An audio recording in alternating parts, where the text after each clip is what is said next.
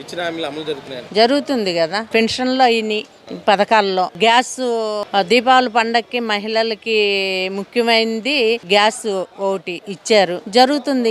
ఇచ్చిన హామీలు ఇంకా అమలు చేయలేదంటున్నారమ్మా. వాళ్ళు కళ్ళు మూసుకొని ఉన్నారు. ఎందుకు అమలు చేయలే? ఇదంతా ఏంటి? పెన్షన్లు ఇవ్వట్లేదా? గ్యాస్ పెట్టారు, ఇంకా చాలా జరుగుతుంది కదా.